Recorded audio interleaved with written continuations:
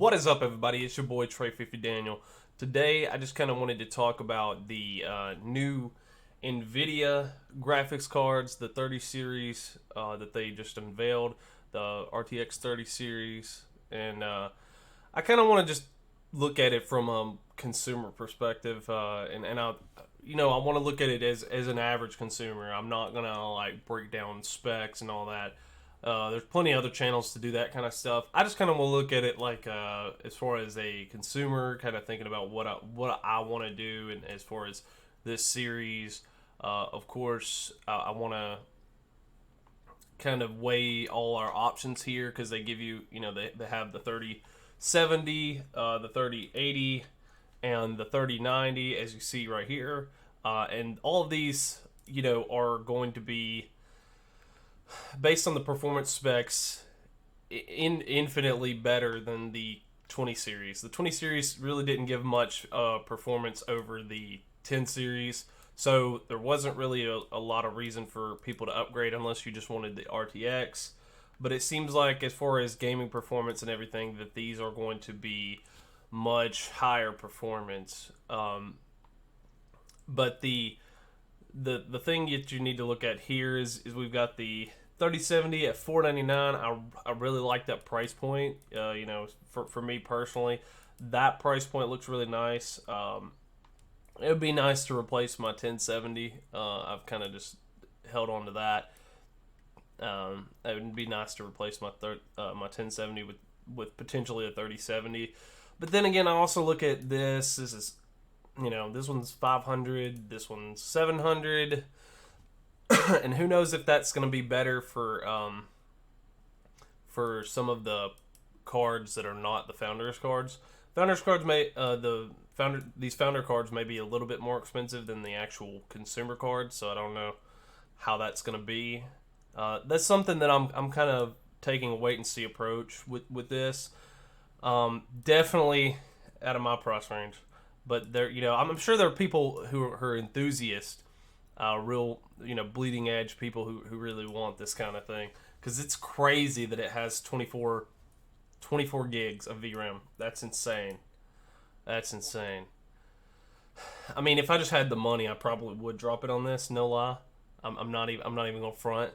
But the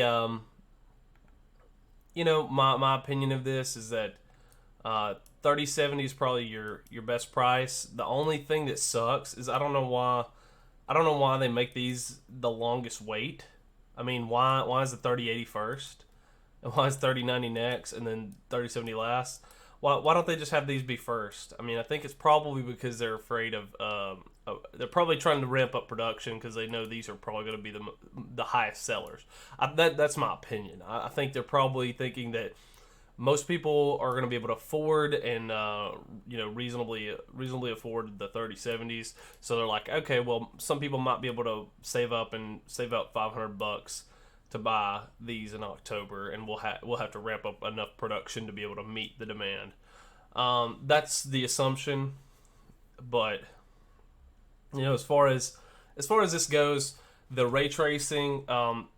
What's really got me interested in the 30 series is the fact that the good software that they paired with it, like the stuff like the broadcast, like that would be really neat to be able to basically do a lot of sort of editing on the fly. I guess you could have your stream up and it would edit your stuff on your webcam without even having to do the, like, you wouldn't have to edit anything, you wouldn't have to alter anything in any way. It does that automatically. That's insane. That broadcast software looks really nice. Some of the other stuff I wasn't really impressed with, but I see the utility of it. But as far as average consumer thoughts, I'm thinking 3070 is going to be my potential buy here. I'm also kind of wanting to see what AMD does. I've been I've been team red on the CPU side, and I've been team green on the GPU side. But as far as the price for performance, I don't know how AMD is going to be able to compare. And I think the biggest thing to me with AMD's graphics cards is that I set one up for my brother, and it just really, the graphics driver software, like the driver software, just sucks. So it's not necessarily that you can't use it. It's just not as intuitive or as user friendly as the NVIDIA software is. So I think AMD probably needs to put a lot into the software side of things now, as opposed to, you know, I mean, obviously they have to make graphics cards that can compete with the 30 series here, but or at least on you know, do some parity, some level of parity with these 30 series cards, or else they can't compete. But I think that their software is going to be the more important thing. Are they going to unveil new software? Are they going to make it really user friendly and really intuitive to be able to just upgrade your update your drivers and all that? I don't know. We're gonna have to wait and see on that. But as far as, you know, Team Green is looking like really good right now. So, and I, you know, with my 1070, I'm sitting here thinking, okay, well, I've had this card for, you know, like 3 or 4 years probably, and I'm like, well, it might be time for an upgrade. That 3070 is looking pretty nice.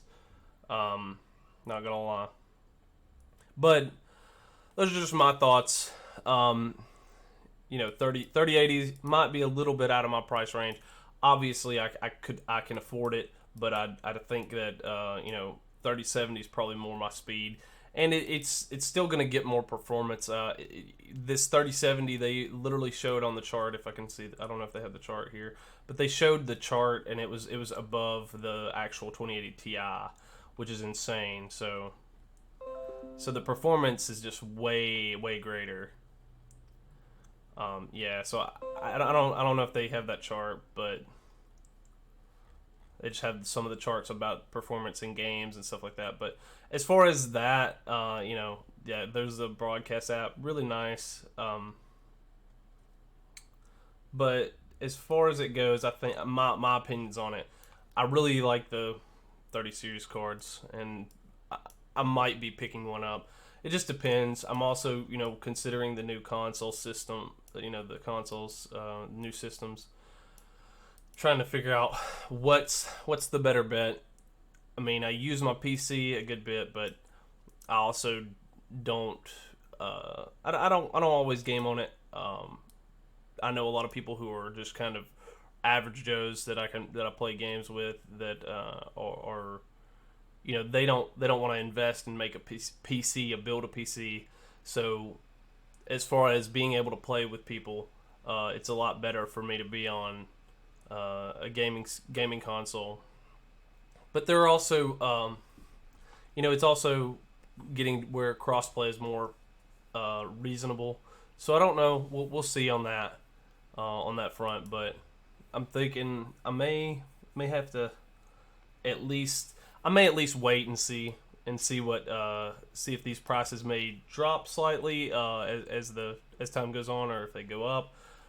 It'll be something to keep an eye on. I want to see what AMD offers, and if they don't offer anything, I may just pick up one of these 3070 cards. But that's just my thoughts as an average consumer. I appreciate you watching the video.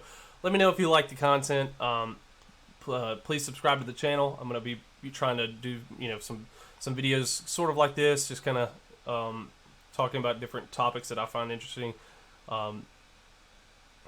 But that's all I have for today. This is Trey 50 Daniel signing out.